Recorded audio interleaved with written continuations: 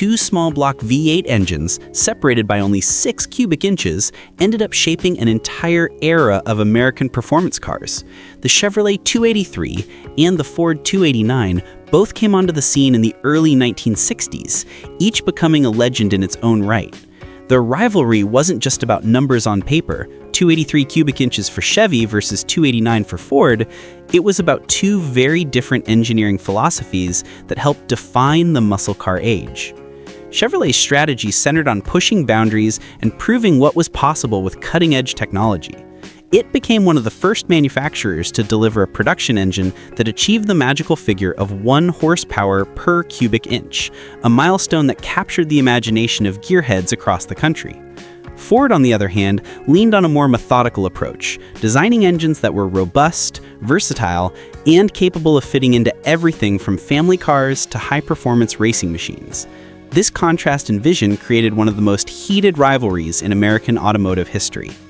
The backstory begins in the mid-1950s, a time when both General Motors and Ford recognized that America's growing appetite for horsepower was only just beginning. Chevrolet took the first step in 1955 with its groundbreaking small-block V8, but it was the 1957 update to 283 cubic inches that truly set the tone for dominance. Ed Cole's engineering team achieved this by enlarging the bore of the successful 265 V8 from 3.75 inches to 3.875 inches while keeping the stroke at 3.00 inches. Early 283s used adapted 265 castings, which led to thin cylinder walls and overheating issues, but Chevrolet quickly corrected this with purpose-built 283 blocks. The high point of the 283 story came when it was paired with Rochester's ramjet mechanical fuel injection, allowing the 1957 Corvette to hit a perfect 283 horsepower, exactly 1 horsepower per cubic inch. That wasn't just performance, it was a statement. This achievement instantly elevated Chevrolet's image and cemented the 283's place in history as a technological pioneer.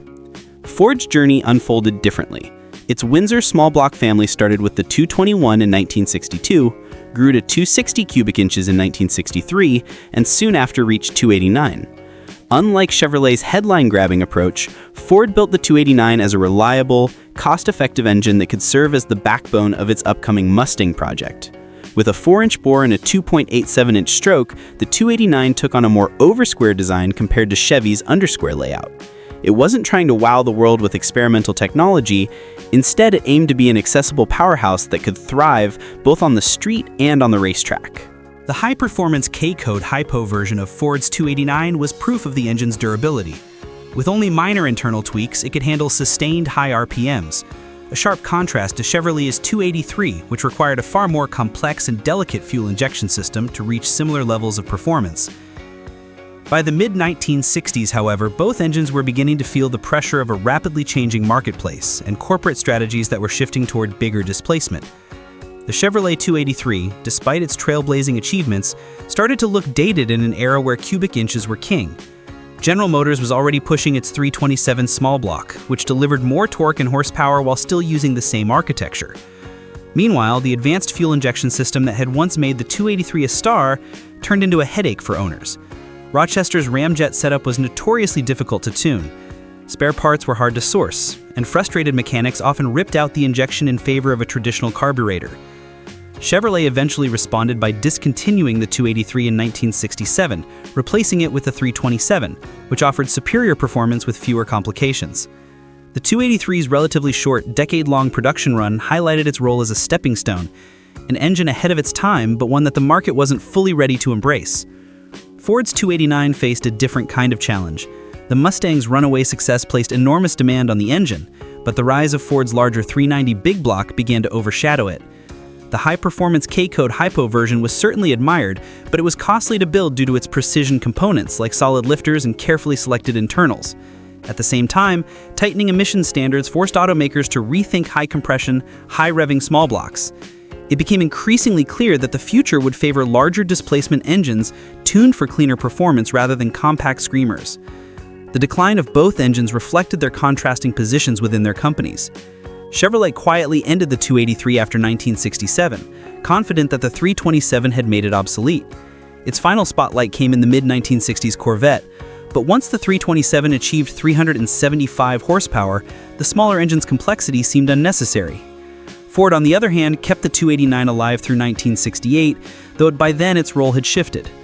Performance Mustangs were moving to the 390, while the 289 was relegated to more basic trims. Its true successor was the 302, which appeared in 1968 with a slightly longer stroke. Ironically, the exact same 3.00-inch stroke Chevrolet had used in the 283 years earlier. This twist created an unexpected parallel. Ford's new Star carried the same dimensions as Chevy's discontinued Pioneer. Even though production ended, both engines continued to influence the industry. The 289 essentially evolved into the 302, which would become a cornerstone of Ford performance for decades. The 283's legacy was less direct, but equally important. Its groundbreaking use of fuel injection laid the groundwork for modern EFI systems, and its combustion chamber design influenced generations of Chevrolet small blocks.